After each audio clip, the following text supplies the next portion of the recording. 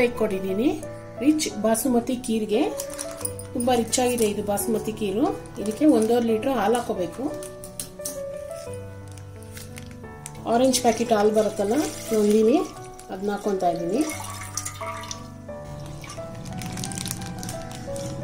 ಇವಾಗ ಇದನ್ನ ಹಾಲನ್ನ ಕಾಯ್ಸಕ್ಕೆ ಇಟ್ಕೋಬೇಕು. ಹಾಲು ಕಾಯ್ಸಕ್ಕೆ ಇಟ್ಕೊಂಡಿದ್ದೀನಿ. ಹಾಲು ಕಾಯ್ತಾ ಇದೆ. ಇವಾಗ ಅಕ್ಕಿ ಹುರ್ಕೋಬೇಕು. ಇದಕ್ಕೆ 1 ಟೀ ಸ್ಪೂನ್ ಅಷ್ಟು ತುಪ್ಪ ಹಾಕೊಂತ ಇದ್ದೀನಿ. ಇದು ಇಂಡಿಯಾ ಗೇಟ್ ಬಾಸ್ಮತಿ ರೈಸು. ಯಾವ್ದಾದ್ರು ಪರವಾಗಿಲ್ಲ, ಒಳ್ಳೆ ಕ್ವಾಲಿಟಿ ತಗೋಬೇಕು. 50 ಗ್ರಾಮ್ ಇದೆ. 1/4 ಕಪ್ಪು. ಸಣ್ಣ ಉರಿಯಲ್ಲಿ ಸ್ವಲ್ಪ ಹುರ್ಕೋಬೇಕು.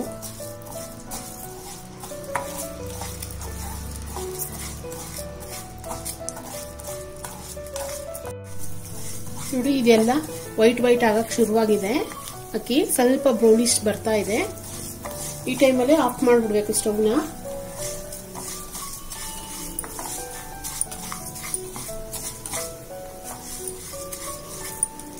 ಇವಾಗ ಸಾಕು ಇದು ಹುರಿದಿದ್ದು. ಇವಾಗ ಹಾಲು ಕಾಯ್ತಾ ಇದೆ.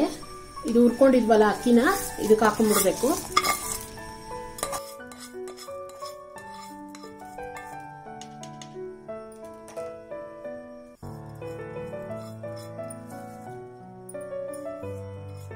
ಇವಾಗ ಫುಲ್ ಲೋ ಫ್ಲೇಮ್ ಮಾಡ್ಬಿಟ್ಟು ಈ ಹಾಲಲ್ಲೇ ಅಕ್ಕಿನ ಬೊಂಬ್ಲಾಗೋವರೆಗೂ ಬೇಯಿಸ್ಕೋಬೇಕು. ಮಧ್ಯದಲ್ಲಿ ಕೈ ಆಡ್ತಾ ಇರ್ಬೇಕು. ದಪ್ಪ ತಳಪಾತ ಇರಬೇಕು. ಈ ಹಾಲಲ್ಲೇ ಬೇಯಬೇಕು ಅಕ್ಕಿ. ನೋಡಿದ್ರೆ ಏನು ಸಿಗಲ್ಲ ಅಕ್ಕಿ, ಹಂಗ್ ಕಾಣತ್ತೆ. ಆ ಬೇಯ್ತಾ ಗೊತ್ತಾಗತ್ತೆ ನಿಮ್ಗೆ. ಅವಾಗ ಏನು ಇಲ್ಲ, ಕಾಣ್ತಾ ಇಲ್ಲ ಅಕ್ಕಿ, ಏನು ತಿರ್ಗಾ ಹಾಕೋದು ಏನು ಮಾಡಕ್ ಹೋಗ್ಬಾರ್ದು. ಇದರಲ್ಲೇ ಬೇಯತ್ತೆ ಅಕ್ಕಿ.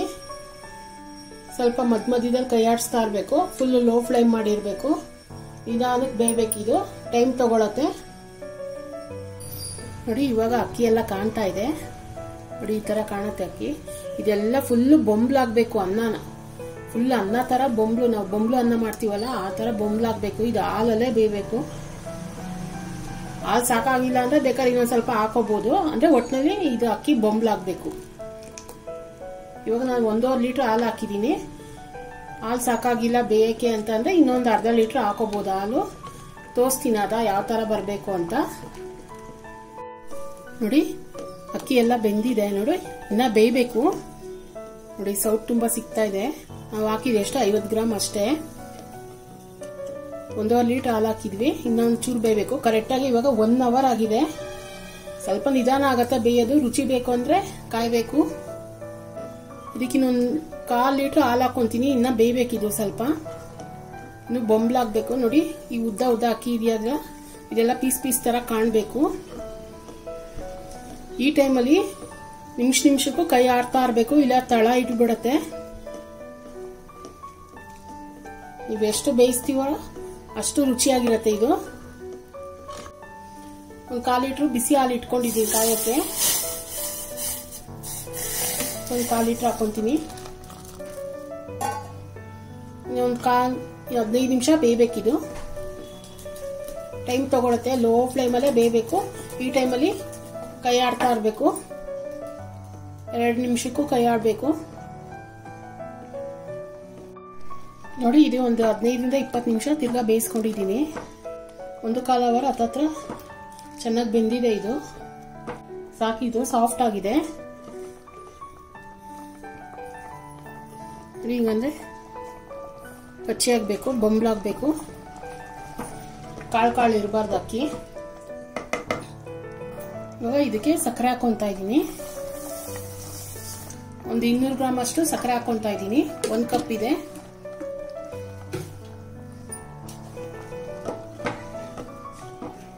ಒಂದು ನಿಮಿಷ ಅಷ್ಟೇ ಸಕ್ಕರೆ ಮೆಲ್ಟ್ ಆಗ್ಬೇಕು. ಕೈ ಬಿಡಬಾರ್ದು, ತಿರುಗಿಸ್ತಾ ಇರ್ಬೇಕು ಸ್ವಲ್ಪ ಸಕ್ಕರೆ ಕರಗೋವರೆಗೂ.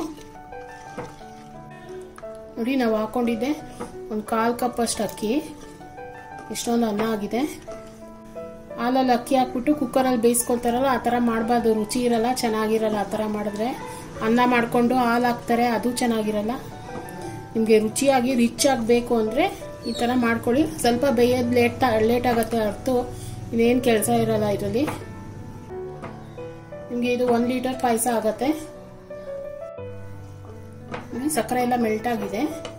ಇದಕ್ಕೆ ಕೇಸರಿ ಹಾಲು ಹಾಕೋಬೇಕು. 1 ಅವರ್ ಮುಂಚೆ ಒಂದು 1/4 ಟೀ ಸ್ಪೂನು ಸ್ಯಾಫ್ರಾನ್ ತಗೊಂಡಿದೆ. ಹಾಲಲ್ಲಿ 1/4 ಕಪ್ ಹಾಲಲ್ಲಿ ನೆನೆಸ್ಕೊಂಡಿದ್ದು ಇದನ್ನ ಹಾಕೋಬೇಕು. ಒಂದು 4-5 ಏಲಕ್ಕಿನ ಸಕ್ಕರೆ ಜೊತೆ ಪೌಡರ್ ಮಾಡ್ಕೊಂಡಿದ್ದೆ, ಇದನ್ನ ಹಾಕೋಬೇಕು. ಇಲ್ಲಿ ನಾನು ಒಂದು 1/4 ಟೀ ಸ್ಪೂನ್ ಅಷ್ಟು ರೋಸ್ ಎಸೆನ್ಸ್ ಹಾಕೊತಾ ಇದ್ದೀನಿ. ಇಲ್ಲ ರೋಸ್ ವಾಟರ್ ಇದ್ರೆ ಒಂದು ಅರ್ಧ ಟೀ ಸ್ಪೂನ್ ಅಷ್ಟು ಹಾಕೊಳ್ಳಿ, ಆಪ್ಷನಲ್ ಇದು. ಇದು ಹಾಕೊಂಡ್ರೆ ಫ್ಲೇವರ್ ಚೆನ್ನಾಗಿರುತ್ತೆ, ರಿಚ್ ಆಗಿರುತ್ತೆ.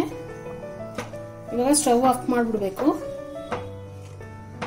ಇವಾಗ ಕೋವಾ ಹಾಕೋಬೇಕು ಇದಕ್ಕೆ. ಇವಾಗ ಒಂದು ಪ್ಯಾನ್ ಇಟ್ಕೊಂಡಿದ್ದೀನಿ, ಇದಕ್ಕೆ ತುಪ್ಪ ಹಾಕೋಬೇಕು. ಒಂದು 3 ಟೇಬಲ್ ಸ್ಪೂನ್ ಅಷ್ಟು ತುಪ್ಪ ಹಾಕೊಂಡಿದ್ದೀನಿ.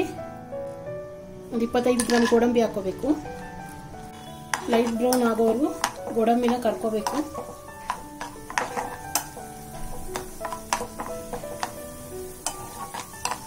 ಲೋ ಫ್ಲೇಮಲ್ಲೇ ಕರಿಬೇಕು. ನೋಡಿ ಅದು ಬ್ರೌನ್ ಆಗ್ತಾ ಇರಂಗೆ 25 ಗ್ರಾಮ್ ದ್ರಾಕ್ಷಿ ಹಾಕೋಬೇಕು. ಇವಾಗ ಆಫ್ ಮಾಡಿಬಿಟ್ಟು ಸ್ಟವ್ನ ಇದು ತಕೊಂಡ್ಬಿಡ್ಬೇಕು ಫಸ್ಟು. ಸಾಕು, ಬಿಸಿಯಲ್ಲೇ ಇದೆ. ಇವಾಗ ಅದೇ ತುಪ್ಪಕ್ಕೆ ಒಂದು 100 ಗ್ರಾಮ್ ಅಷ್ಟು ಸಪ್ಪೆ ಕೋವಾ ತೊಗೊಂಡಿದ್ದೀನಿ. ಒಳ್ಳೆ ಕ್ವಾಲಿಟಿ ತಗೋಬೇಕು. ನಂದಿನಿ ತೊಗೊಂಡಿದ್ದೀನಿ ನಾನು. ಸಣ್ಣ ಉರಿಯಲ್ಲಿ ಹುರ್ಕೋಬೇಕಿದ್ನ.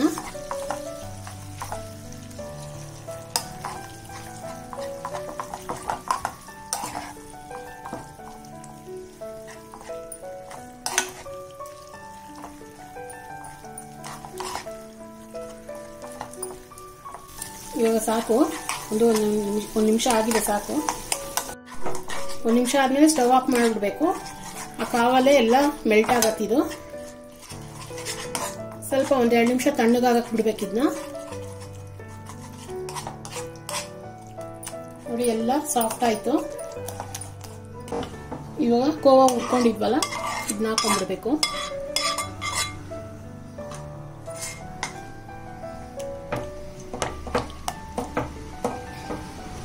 ಟೇಸ್ಟೇ ಅಷ್ಟು ರುಚಿಯಾಗಿರುತ್ತೆ ಕೋವಾ ಹಾಕೋದ್ರಿಂದ. ತಿರ್ಗಾ ಸ್ಟವ್ ಆನ್ ಮಾಡೋದು ಬೇಡ. ದ್ರಾಕ್ಷಿ ಗೋಡಂಬಿ ಹುರ್ಕೊಂಡಿದ್ವಲ್ಲ ಇದನ್ನ ಹಾಕೋಬೇಕು. ಒಂದು 25 ಗ್ರಾಮ್ ಪಿಸ್ತಾ ತೊಗೊಂಡಿದ್ದೀನಿ. ಒಂದು ಬಾದಾಮಿನ ಕುದಿಯೋ ನೀರಲ್ಲಿ 25 ಗ್ರಾಮ್ ಬಾದಾಮಿನ ಕುದಿಯೋ ನೀರಲ್ಲಿ ಹಾಕ್ಬಿಟ್ಟು ಒಂದು ಅರ್ಧ ಗಂಟೆ ಬಿಟ್ಬಿಟ್ಟು ತೆಗೆದ್ರೆ ಸಿಪ್ಪೆ ಬಂದ್ಬಿಡತ್ತೆ. ಅವಾಗ ಚಾಪ್ ಮಾಡ್ಕೊಂಡು ಹಾಕೊತಾ ಇದ್ದೀನಿ. ನೋಡಿ ರಿಚ್ ಬಾಸುಮತಿ ಖೀರು ಎಷ್ಟು ಚೆನ್ನಾಗಿ ಬಂದಿದೆ. ಈ ಥಿಕ್ನೆಸ್ಸು ಸ್ವಲ್ಪ ಗಟ್ಟಿ ಆಗತ್ತೆ ತಣ್ಣಗಾದ್ಮೇಲೆ.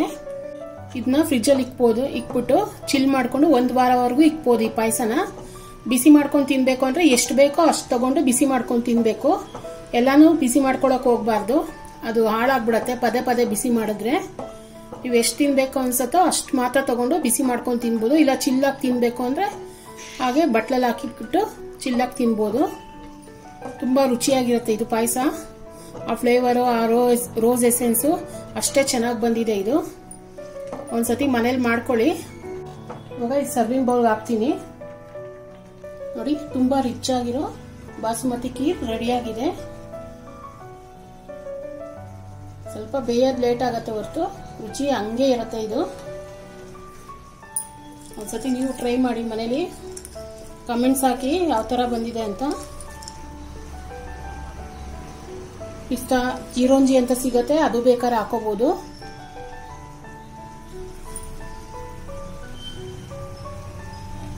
ರೆಸಿಪಿ ಏನಾರ ಇಷ್ಟ ಆಗಿದ್ರೆ ಲೈಕ್ ಮಾಡಿ, ಶೇರ್ ಮಾಡಿ, ಸಬ್ಸ್ಕ್ರೈಬ್ ಮಾಡಿ.